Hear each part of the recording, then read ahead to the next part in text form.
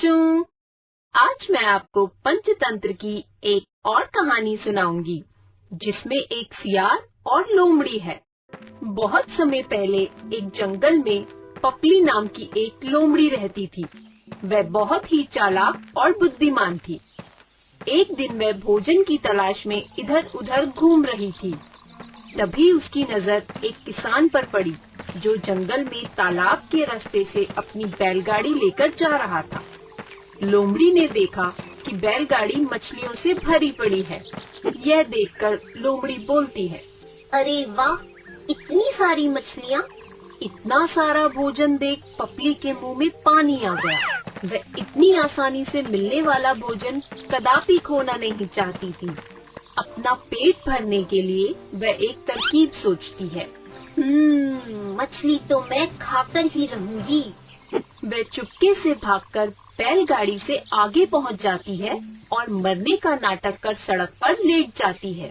उसे पूर्ण विश्वास था कि बैलगाड़ी वाला उसे देखकर जरूर अपने साथ ले जाएगा। किसान लोमड़ी को देखकर बैलगाड़ी रोकता है। अरे ये क्या, बेचारी लोमड़ी, पता नहीं कैसे इसकी मृत्यु हुई होगी। हे भगवान, किसान सोचता है। और वैसे भी ये लोमड़ी मर तो गई है, तो क्यों ना मैं इसे अपने साथ ले जाऊं। क्या पता इसकी खाल बेचकर मुझे अच्छी खासी धनराशि मिल जाए। किसान लोमड़ी को उठाता है और अपनी बैलगाड़ी में रख लेता है और फिर से बैलगाड़ी में बैठ जाता है। लोमड़ी मौका देखकर उठ खड़ी होती है और मछलियों को खाना शुरू कर देती है। वाह, बहुत दिनों के बाद ऐसा भोजन नसीब हुआ है। मजा आ गया। कितना बेवकूफ किसान है ये। लोमड़ी भर पेट मछलियों का सेवन करती है और मौका देखकर बैलगाड़ी से कूद जाती है। किसान को इस बात की भनक तक नहीं लगती। लोमड़ी जंगल की तरफ बढ़ते हुए मस्ती में गाना गाने लगती है। मौज लो रोज लो, ना मिले तो खोज लो। मौज लो रोज लो, ना मिले तो खोज लो। तभी सामने से एक सियार आ रहा था जिसका नाम टपलू था। लोमड़ी को इतना खुश देखकर टपलू सियार आश्चर्य में पड़ जाता है और मन ही मन सोचता है, ये चालू लोमड़ इतनी खुश कैसे प्रतीत हो रही है। थोड़ी देर पहले तो ये भूख से इधर उधर भटक रही थी। लगता है इसे भोजन नसीब हो गया है। क्यों ना मैं इसके पास जाकर इससे बात करूं, तो क्या पता मुझे भी कुछ फायदा हो जाए। सियार लोमड़ी के पास जाता है और उससे पूछता है, पपली बहन, कैसी हो? बड़ी खुश प्रतीत हो रही हो। क्या बात है? बस भैया, मौज है। मैं कुछ समझा नहीं। लोमड़ी सियार को सारी कहानी बताती है कि कैसे उसे बड़ी आसानी से भरपेट भोजन नसीब हुआ। ये सब सुनकर सियार के मुंह में पानी आ जाता है। उसके मन में भी मछलियाँ खाने की ललक उठती है। वह लोमड़ी से कहता है, अरे वाह पपली, तुमसे बुद्धिमान मैंने आज तक कोई नहीं देखा।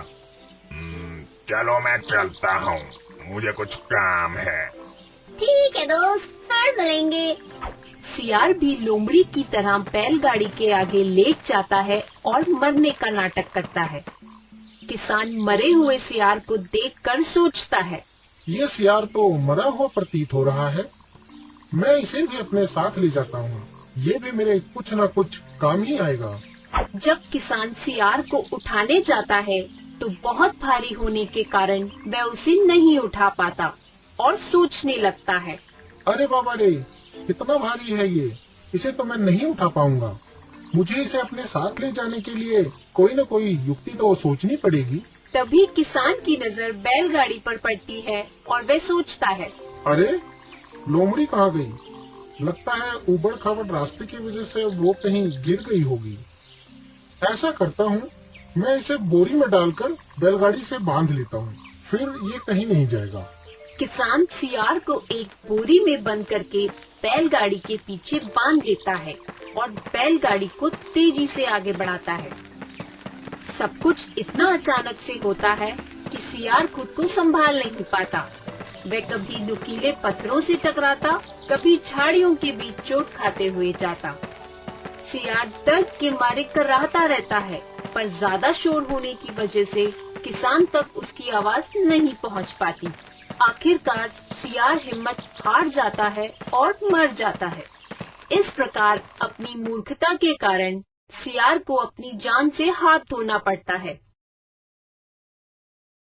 तो बच्चों, इस कहानी से हमें ये शिक्षा मिलती है कि हमें हमेशा सोच समझकर काम करना चाहिए और कभी भी लालच नहीं करना चाहिए।